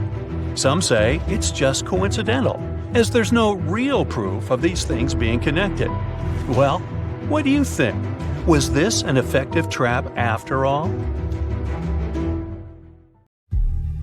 Unlike many other ancient Egyptian burial grounds, King Tutankhamun's tomb stayed hidden and free of unwanted thieves for 3,000 years. One reason was that the tomb was smaller than average and tucked away in a place called the Valley of the Kings. This area was already being extensively explored by the time they stumbled upon Tut's spot. The entrance was all covered in debris from building a nearby tomb, which must have also helped keep it a secret. There were also zero writings or signs on the outside of the tomb. Time passing also played a part in keeping it in amazing shape until the 1920s, when a man named Howard Carter finally made it in. But was Carter that big of a hero? Some recent findings say he might have been sneakier than initially thought. People used to think Carter wasn't just a glorified treasure hunter, he was a true archaeologist. Before Tut, he had been on a relentless quest for Egyptian artifacts. He discovered his interest in these unusual objects when he was a child, and soon started drawing the sculptures and inscriptions that were found in ancient tombs. After stumbling upon the remains of King Tut, Carter spent a decade recording and processing all sorts of objects, like golden thrones, chariots, and statues from Tut's tomb, shipping them down the Nile to Egypt's museum in Cairo. Well, at least that was the official story. More recent discoveries claim that not all of the objects made it to Egyptian officials. A secret letter seems to uncover Carter's little 10 for them, 1 for me policy. The letter in question was sent to Sir Alan Gardiner, a philologist and friend of Carter's, dated from 1922. In these writings, Carter mentioned having found the tomb and was asking his buddy for some advice. In another letter from 1934, Gardiner seems to be thanking Carter for an amulet, which was sent to him as a thank you gift. Carter was adamant that it didn't come from Tut's tomb, but evidently it did. Even the British director of the Egyptian Museum was onto Carter's sneaky endeavors, but couldn't prove it. He compared Gardiner's amulet to others from Tut's tomb, and lo and behold, they were a perfect match. Gardiner was so disappointed to have been put in such a sticky situation that he vented to Carter in another letter. Deciding to be a good friend, Gardiner didn't throw the famous archaeologist under the bus. Instead, he advised Carter to take those stolen goods back to Cairo, just like he'd advise you to like this video and subscribe to the Brightside channel for more amazing videos on the most unique topics in history. It's not the only shady piece of information on Carter's post-discovery behavior. In 1947, a man named Alfred Lucas, who used to work with a controversial archaeologist, gave some information in an obscure journal in Cairo. He claimed that Carter sneakily cracked open the burial chamber door himself. Then he sealed it back up like nothing had happened before the official uncovering. Now, why would he do that? Well, the same theory suggests that Carter and his crew might have entered the tomb early so they could get their hands on some ancient goodies.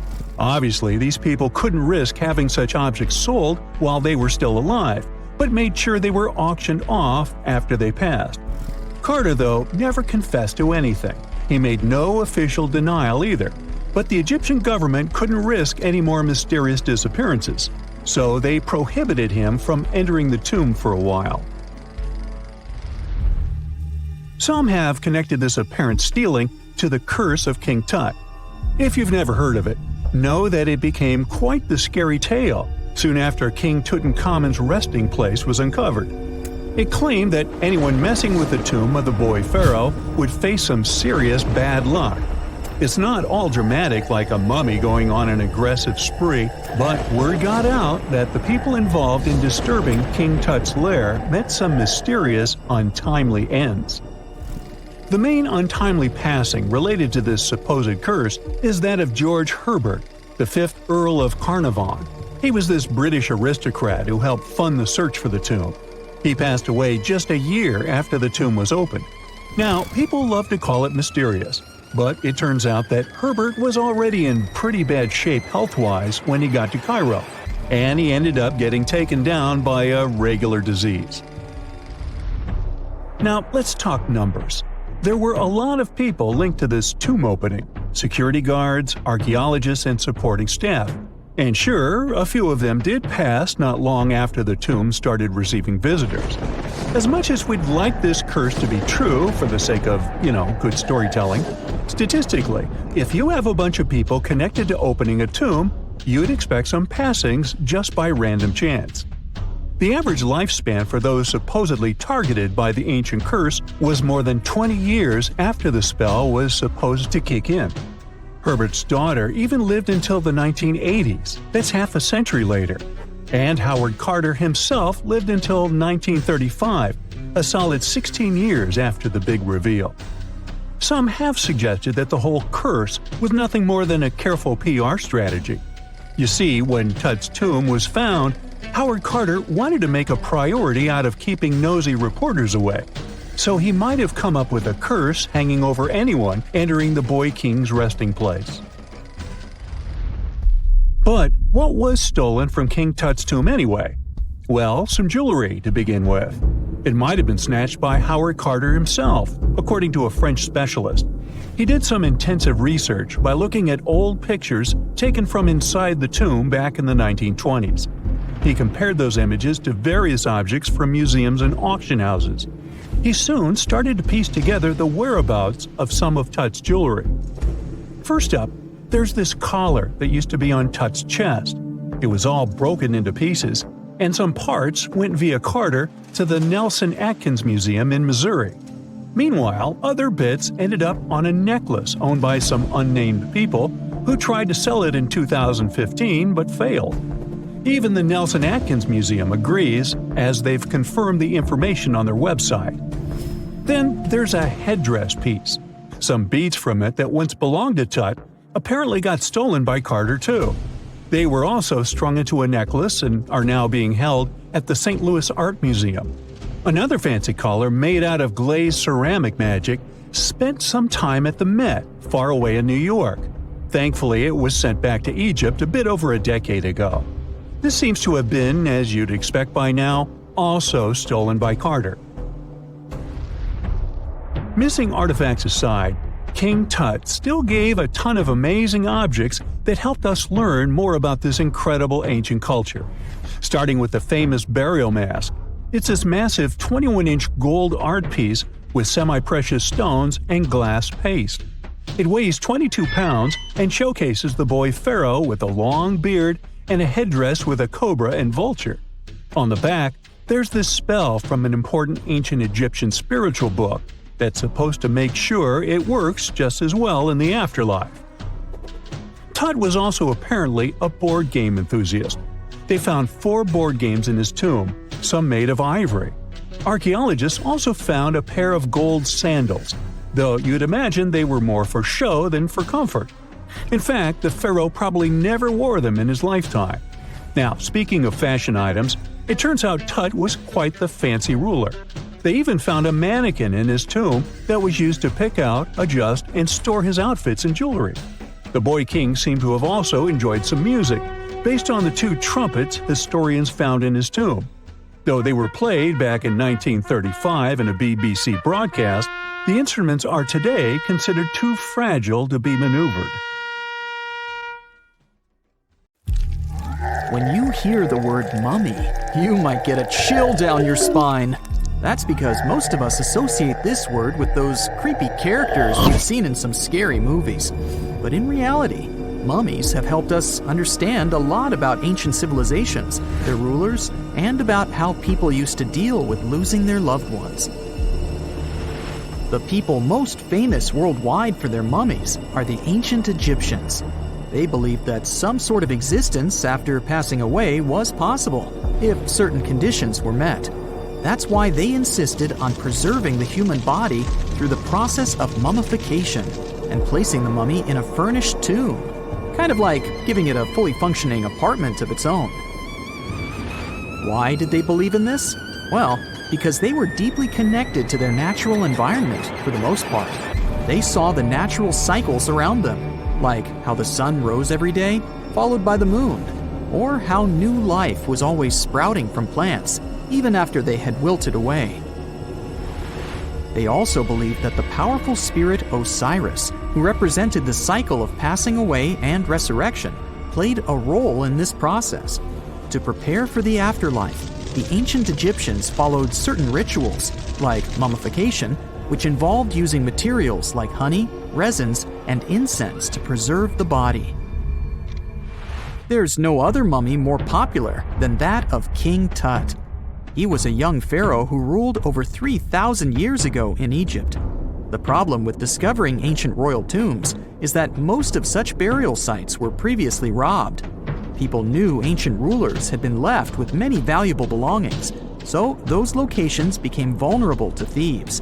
When King Tut's tomb was opened in 1922, people were excited because it had not been robbed, like many other previously discovered royal tombs. That's how well hidden it was. Inside, his mummy was encapsulated in a total of 3 coffins, including one made of gold. The objects found in his tomb showed us what ancient Egypt was like, and studying his mummy also helped us learn about the culture and practices popular at the time when he passed away. We also learned about his family by looking at his DNA. Scientists were able to discover that he had had a disease called malaria and a problem with his foot that might have made it hard for him to walk. Ramses II was another pharaoh in Egypt who ruled for 68 years, which was quite a lot back in the day. He was known for his expansion campaigns and building projects. Many objects from his time as a ruler still exist today, including a large statue of him. Ramses II was about 6 feet tall and lived to be about 90 years old. After looking at his mummy, scientists concluded that he may have had a medical condition that affected his spine. Now, remember those thieves I mentioned before?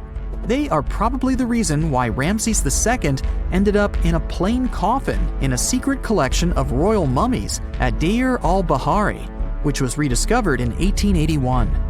Thankfully, archaeologists were able to identify him because his journeys had been recorded on his wrappings. The process was really tedious too. In fact, in ancient Egypt, the mummification process could take a staggering 70 days to complete. A special person would say a very specific speech while delicately handling the body and drying it out using a type of salt called natron. They also used linen and resin to make the body look more lifelike and to wrap it in cloth. The tomb was equally as important for ancient Egyptians. The walls of King Tut's tomb, for example, were adorned with intricate artwork that depicted his journey to the afterlife, from his burial procession to his passage through the underworld. The ancient Egyptians believed that everyone made this journey after passing away, and they filled their tombs with items and paintings to help the person in their spiritual travels. Additionally, the walls of the tomb were decorated with spells from a special book, which contained a collection of poems that the Egyptians believed would help people reach the afterlife. And speaking of how important this journey was, people also placed food in these ancient tombs. In King Tut's tomb, archaeologists discovered 36 jars of vintage beverages and 8 baskets of fruit, which were believed to be left there to help him in his journey to the afterlife. The Egyptians believed that traveling to the afterlife took a really long time, so they left a lot of supplies, such as food and water, to sustain their loved ones.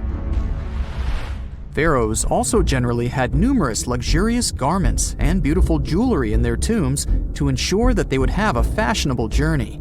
These items included various types of linen clothing, such as tunics, scarves, gloves, and headdresses, as well as a lot of gold jewelry with precious stones, like bracelets, buckles, pendants, necklaces, rings, and even precious depictions of insects for protection. Some were also deposited with fans made from ivory and ostrich feathers to keep them cool in the afterlife. Some ancient rulers were even placed in their forever apartments along with boats. For example, Pharaoh Khufu built the Great Pyramid at Giza as his tomb, and a large ship was found inside. King Tut, however, was buried with multiple boat paddles, but no actual boat. Instead, he had 3 chariots and numerous walking sticks made of precious materials, perhaps indicating he'd rather travel to the beyond by land, not by water. Amongst the most interesting objects found near ancient mummies are bottles of oils and perfumes. If rulers were supposed to be fashionable, why not smell nice too, right? Also, some of them had some ancient kinds of board games, most of them made out of precious materials like gold or ivory. One of those games was called Senet. It was very popular amongst the ancient Egyptians and very similar to modern-day chess. The ancient Egyptians may have the most famous mummies out there, but they weren't the first to invent the procedure. In fact, it all started in South America with an ancient civilization named the Chinchorro. As far as we know today, these people were the first to mummify their loved ones that had passed away. They did it somewhere around 2,000 years before the Egyptians started their own rituals. Sure, we can tell a lot about ancient rulers by studying these mummies, but until recently, we had no idea what they really looked like during their lifetime. Not so long ago, though, some very special mummy paintings were found by archaeologists studying ancient Egyptian objects. These mummy portraits are highly detailed paintings of individuals that were made while they were still alive. Such paintings were often painted on wood, as opposed to the classical portraits we all know about, which are painted on canvas. They are known for their realism and beauty, and have even been used by researchers to diagnose diseases by comparing them to the corresponding mummies. Some of these portraits also include depictions of jewelry, which was later found on the mummies. The recent discovery of these mummy portraits in Central Egypt is significant, as it marks the first time in over a century that such paintings have been found.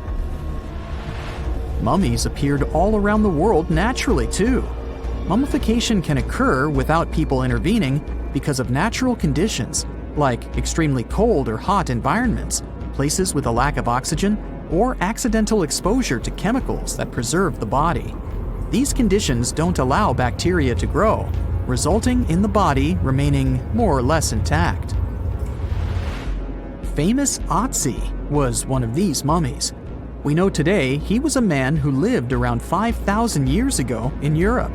But upon his discovery in the Alps in 1991, Austrian authorities initially believed that he was a modern mountaineer because of how well preserved the body was.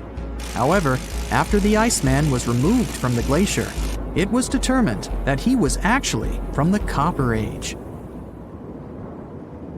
In 1850, French scientist Auguste Mariette went to Egypt looking for manuscripts, but accidentally found a head of a sphinx sticking out of the dunes.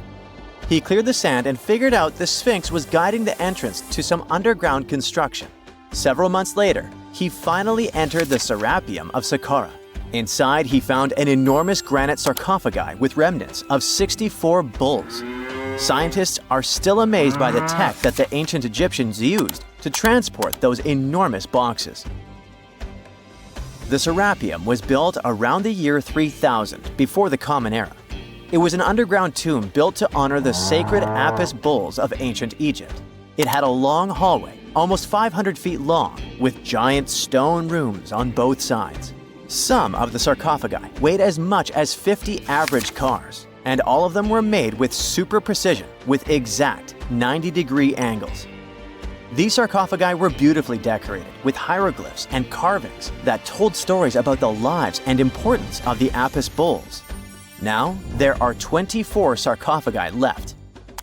In ancient Egypt, Apis bulls were very special animals connected to the deity Ptah. They thought the bulls carried Ptah's spirit and wisdom, helped the pharaoh, and protected the Egyptians. Priests looked for special markings on young bulls to find Apis bulls. It could be a white triangle on its forehead, which symbolized divine light, a shape on its back like a vulture's wing, and a scarab shape under its tongue, which stood for rebirth.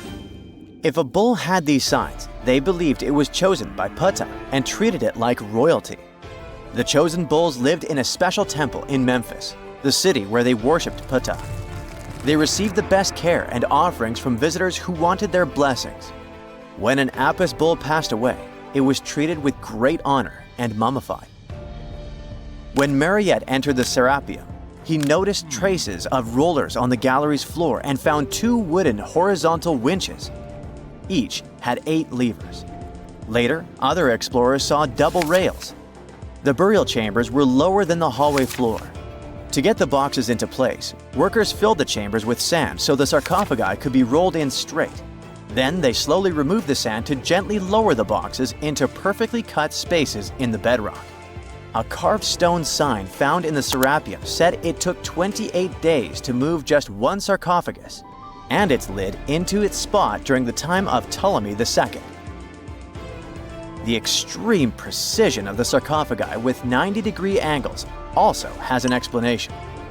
Ancient Egyptians wrote texts, or rather, papyrus, on geometry a long time ago. It shows that they knew the approximate number pi and could calculate the volume of a pyramid with its top cut off.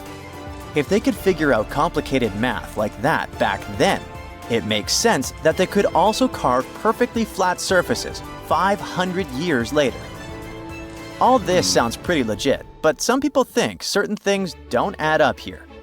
The size of boxes is way larger than the size of bulls, yet they buried pharaohs in tiny coffins that barely fit their bodies. The sarcophagi are made out of granite with crazy precision, and they could have just used limestone, which would have made things way easier. The transportation of the boxes seems pretty simple, but only in theory. If one person could pull about 440 pounds, then at least 250 people would be needed to pull just one box.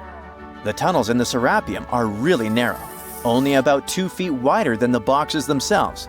There's no way hundreds of people could have squeezed into those tight spaces to pull the boxes. And even if they did, how would they turn the box in the cramped corridor, lower it into its niche, and place it perfectly in the middle? Somehow, they did this 24 times, and every box is centered perfectly. Plus, the chambers were dusty, and there were no signs of soot from lamps. This means they must have worked in almost complete darkness. The real use of the boxes could also be different. A long time ago, even before the Egyptian pharaohs ruled, the local people already knew how to use fermentation. It happens when tiny organisms called yeast eat certain ingredients like starch and turn them into gas and ethanol. So someone in ancient Egypt probably put food like barley, bread, and even meat inside a giant stone box, then closed it tight with a heavy lid. These stone boxes, carved from granite, were so precisely made that they were almost completely sealed, so nothing could escape from it. As the yeast inside the box started working, it created more and more CO2 gas. It built up pressure inside the box.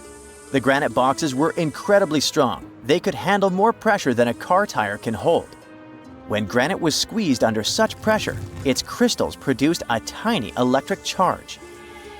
This effect was possible because granite contains quartz, a material that reacts to pressure this way. The process also needed meat or animal parts, possibly to help the yeast grow better.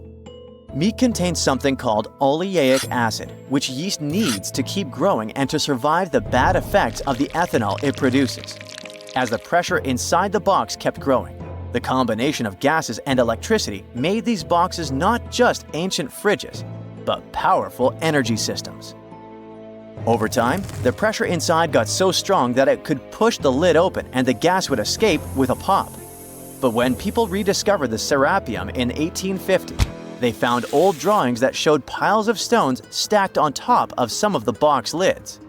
So, someone long ago probably tried to make the lids even heavier by adding extra weight to make it harder for the gas pressure to push them open.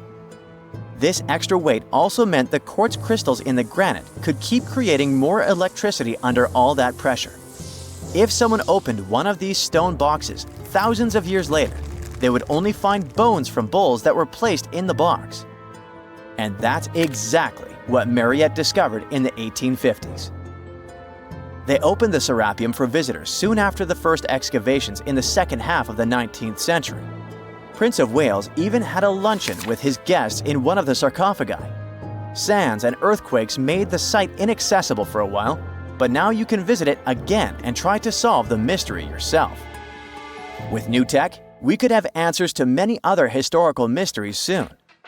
A team of scientists at Chicago's Field Museum of Natural History recently used a special CT scanner to learn more about ancient Egyptian mummies without unwrapping them. They gently rolled 26 mummies on custom carts out to the parking lot, where the scanner was waiting. It took thousands of detailed X-ray pictures of each mummy and their coffins. When all the pictures were put together, they created 3D images that showed what was inside, the skeletons, and some artifacts. The scientists hope these images will help them understand ancient Egyptian burial practices from over 3,000 years ago. Even though the scanning process only took 4 days, it might take 3 years to study all the data. But scientists were able to learn some personal details about the mummies. One of the most popular mummified individuals at the museum, Lady Chineta, was a woman who lived in ancient Egypt about 3,000 years ago. It looks like she passed away in her late 30s or early 40s.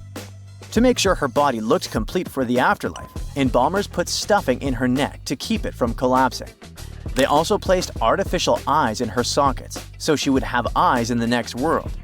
She was wrapped in fancy linen and placed in a beautifully decorated coffin. The scans revealed that it had been carefully crafted with a slit at the back, which embalmers used to fit the body. There were also some artistic details on the surface, like markings for her knees.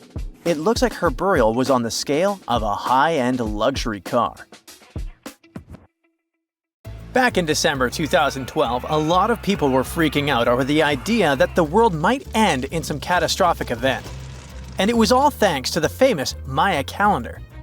This ancient way of tracking time had been the subject of endless speculation. But one of its biggest mysteries was definitely an 819-day count found in some versions of the calendar. No one could explain why it was there or how it worked, until recently, when a group of researchers from Cambridge might have finally cracked the code. First things first, how does the Maya calendar work? So the system the Maya civilization used to track days was based on something we now call the calendar round. Think of it like 3 interlocking gears. These are 3 cycles working together.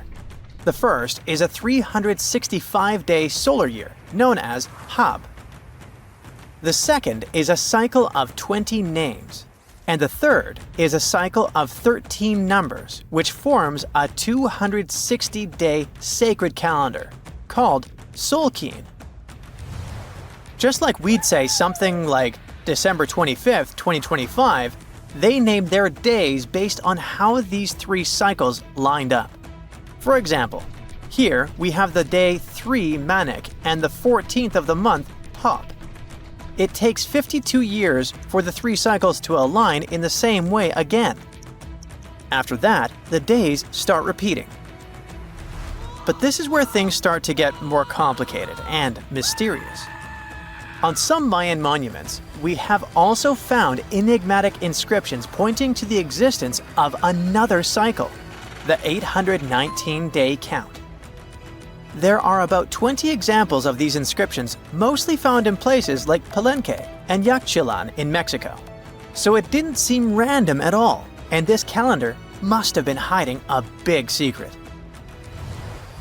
Early research showed that the 819-day cycle was represented by one of 4 colors and the cardinal directions associated with them. Black was tied to the west, red to the east, white to the north, and yellow to the south. Researchers also discovered that this period of time could be broken down into 3 smaller cycles. One of 9 days, one of 7 days, and one of 13 days. Multiply them together, and you'd get 819 days. Pretty cool, but why did they do that? This color scheme and the 3 cycles seemed like a basic level of interpretation, and experts were pretty sure its real purpose was still hidden from us. Another thing researchers noticed is that this strange count of days was mostly shown using a Y glyph, followed by a number. But in some cases, they also added a glyph representing Kawil. This was a powerful Maya deity, often associated with creation and lightning. He was usually symbolized by a torch coming out of his forehead, representing the spark of life. But in the 90s, a study suggested that when Kawil's inscription showed smoke and fire coming from his forehead, it could actually represent the planets Jupiter or Saturn, or maybe even both. Wait, that means that the 819 days count could be linked to both planets in some way. From there, research focused on figuring out what that link might be. The first conclusion is that this calendar might have helped the Maya track the movements of those planets in some way. Then they started noticing something interesting. These cycles could be specifically tied to the synodic periods of Jupiter and Saturn. By synodic periods, we mean the time it takes for a celestial body, like a planet, to return to the same or nearly the same position as seen from Earth. While this possibility was pretty exciting, something didn't quite add up. Each planet moves very differently, and trying to fit multiple planets into an 819-day span just didn't seem to work. In other words, this 4-part color-coded calendar system was simply too short to align perfectly with the synodic periods of the visible planets. So it looks like we're back to square one. This mystery had people scratching their heads for ages, until 2023, when specialists realized they might have been looking at it all wrong. Researchers actually needed to shift their perspective. Instead of seeing this system as 819 days, they needed to consider the number as representing timelines. And this period of time could be just a small part of a much, much bigger calendar. You see, as we said earlier, this cycle seemed to track the period when a planet became visible to people on Earth. To prove that these 819 cycles were timelines, not actual days, researchers needed a planet that could serve as a starting point to back up their theory. In this case, it was Mercury. And there's a pretty simple reason for that. Mercury's synodic period is 117 days, which fits perfectly into the calendar count. I mean, if you take 1819 and divide by 117, you get the number 7. So, Mercury is the only visible planet whose synodic cycle fits neatly into this period as whole numbers. Perfect. Now they had a solid starting point. From there, they needed to expand the calendar by increasing its length to 20 periods of 819 days. Suddenly, a pattern emerges. And just like that, all the synodic cycles of the planets fit perfectly into the system. For example, Saturn's synodic period from 378 days lines up perfectly after 6 819-day cycles. Venus aligns every 5 cycles. Jupiter every 19 cycles. And Mars, which takes the longest, needs 20 cycles. In other words, it takes about 45 years for Mars to align with the synodic periods of all visible planets. So, this is how researchers determined that the ancient civilization wasn't referring to days, but rather to timelines. The Maya astronomers came up with this count as part of a larger calendar system of 20 periods. But then a question comes up. Why was studying the synodic period so important to the Maya? Well, we don't have super specific answers about this mysterious calendar yet. But what we can say for sure is that the Maya truly believed in the powerful influence of the cosmos on daily life. So maybe they wanted to analyze how the movements of all the visible planets lined up with their other calendars. Of course, this system is just one part of the Maya's amazing and advanced understanding of astrology. And it wasn't just about using astrological cycles for planting and harvesting. They also had crazy specific knowledge, like how to predict solar eclipses. Archaeologists believe the Maya connection to the stars is reflected in the ruins of their world. Take the famous pyramid in the ancient city of Chichen Itza, located in Mexico's Yucatan Peninsula. If you look closely at the base of its staircase, you will see a snake's head carved in stone. But here's the coolest part. During the spring and fall equinoxes, when day and night are exactly the same length, the sun casts sharp, triangular shadows on the staircase. It creates the illusion of a snake slithering down the steps. Another example of how they use their knowledge of astronomy in their temples is in Tikal, Guatemala. Built around year 1 of the Common Era, this pyramid is considered one of the Maya's earliest astronomical complexes. And its alignment and orientation allowed them to track and calculate solstices and equinoxes with incredible precision. The Maya were skilled skywatchers. Just like we have modern-day high-tech observatories with round domes, they had something similar. Meet El Caracol. The name means snail in Spanish and refers to the spiral staircase inside the tower. Built around 906 Common Era, it was the perfect place to observe all the changes in the sky and track the movements of the sun, moon, planets, and stars. Unlike us today, with our telescopes, satellites, and advanced tools, the Maya relied entirely on naked eye observation, and that makes their achievements even more incredible. 1,000 years ago, near modern-day St. Louis, Missouri, there was a vibrant, bustling city called Cahokia. It was a Native American city, the largest and most influential one in Mississippian culture.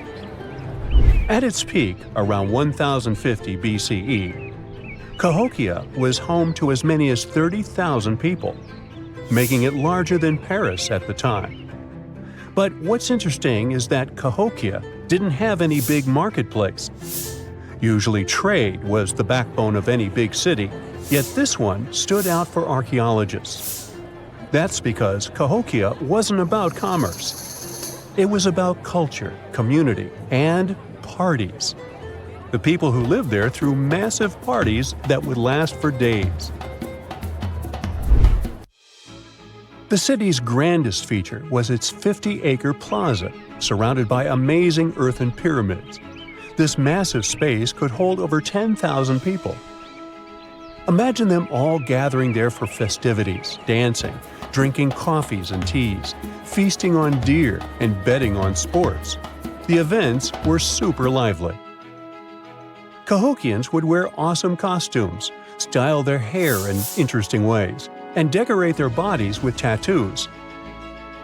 Athletes were playing a game called Chunky, where they hurled spears at a rolling stone disc, competing to get as close as possible. The roar of the crowd filled the air, and performers showed off their skills. These celebrations were so wild, they left traces in history. After the parties ended, Cahokians cleaned up by tossing leftovers into pits. Archaeologists have uncovered these waste pits, and they were filled with food remains and pottery. One pit alone contained the remains of 2,000 deer, and that's from a single event. They also found traces of yaupon holly, a caffeinated plant that was traded from hundreds of miles away. This just shows how much effort and thought Cahokians put in their celebrations. Would you like to live in a city like this? But aside from all the fun and games, Cahokia was also deeply complex and spiritual. The city was built on a landscape that mixed dry land with swampy patches. Many people believed that this symbolized the connection between the world of the living and the dead. The people of Cahokia saw their city as a bridge between these two realms. They built earthen mounds, both for ceremonies and rituals, and as construction support.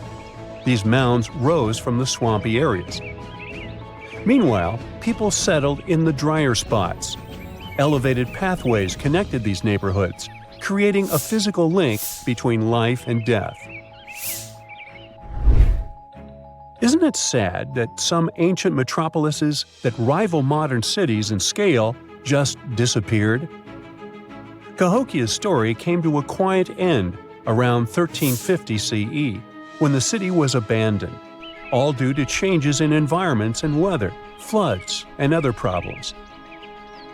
But the influence of Cahokia was so big, it spread to distant places. Some of their traditions, like Chunky and Yaupon tea, have survived in native communities to this day. Today, Cahokia is a UNESCO World Heritage Site, and it's not the only megacity we lost.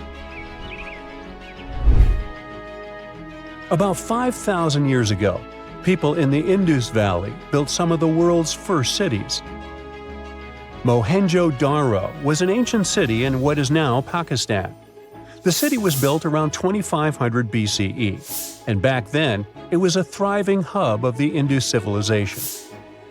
Sure, it was much smaller than modern cities, but it was quite huge at the time, around 40,000 inhabitants. It looks like the locals were crazily strict and disciplined people. The city's planning and organization were incredible. It was laid out in a grid pattern. Streets and important buildings aligned along the north-south axis, probably to match the movement of the sun and moon. They also built one of the most advanced systems for water and waste management of their time. The city had about 700 wells. Nearly every house had its own. Most homes also had private bathrooms with drainages and even underground sewers. This shows how skilled these people were at staying clean. And with all this discipline, it looks like there were no kings, queens, or even a central government. They could still have some authority, like local elites or elected officials, just not a classic strict monarchy or religion. Instead, people there cared about simplicity and order.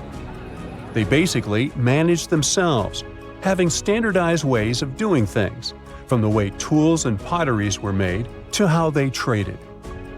Which is why, unlike many other cities, Mohenjo-Daro didn't have grand palaces, temples, or monuments. Instead, they had public areas known as citadels. People gathered at citadels for rituals, meetings, and storage of grain. And it seems like this way of life worked perfectly. Scientists found some seals and weights, which means the economy was well regulated. Archaeologists found some intricate artifacts like ivory, lapis lazuli, carnelian beads, and gold jewelry. Another famous find is the small bronze statue known as the Dancing Girl, which was discovered in 1926. Mohenjo-Daro wasn't poor at all. And they also pulled off some awesome buildings. Staying clean was clearly way more important to them than displays of wealth or power. So they created the Great Bath, one of the most famous structures in the city.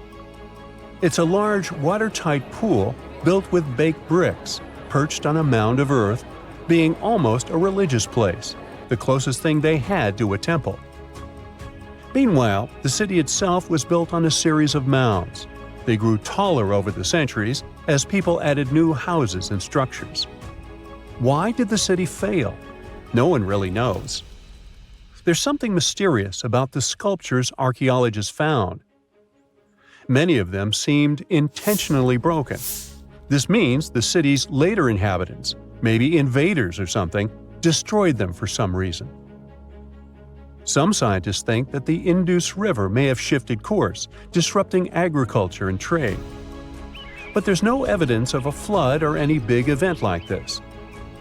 It just seems like, over time, the entire Indus civilization just gradually faded away.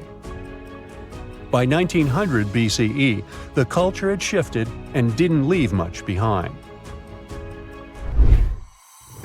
Let me tell you now about the ancient city of Kos, which is located where the modern town of Kos now stands in Greece.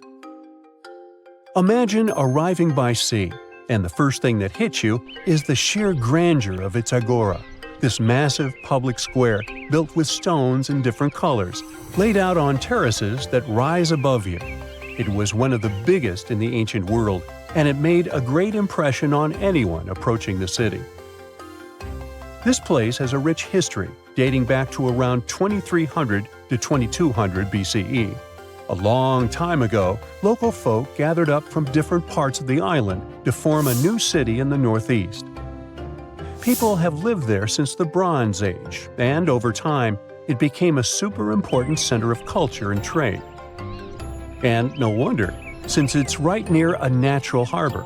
The harbor was sheltered by two breakwaters, and people built some of the most important religious sites there, including the sanctuaries of Aphrodite and Hercules. Kos wasn't just beautiful, though. It had some brilliant design. The whole city was laid out in a neat grid, with streets crossing each other at perfect right angles, literally looking almost like a modern city. Thanks to this, moving around was super easy, and the blocks, or insulae, were big enough to fit several large houses. Kos remained largely unchanged until the 6th century CE. Over time, it started gradually shrinking in size, confined within the walls of what is now the Chora neighborhood. Meanwhile, Palmyra was an ancient city built around a beautiful oasis sometime around the 3rd millennium BCE. Originally known as Tadmor, this city flourished as a major stop on the Silk Road, linking the Near East with Asia. It was a thriving center of trade and culture. They had a marketplace, assembly buildings, grand gates. In other words, this place was bustling with life. The city has been through many hands throughout its history, from the Byzantine to Arab caliphates, which is probably why it had some awesome architecture. An interesting blend of Greco-Roman, Persian, and Arabic vibes. The Temple of Bel, the Great Colonnade, and a Roman-style theater. But, like all the others, it decayed over time. Palmyra's importance faded, and by the early 1400s, it had been largely destroyed. But at least its ruins remained. Right now, they're a UNESCO World Heritage Site.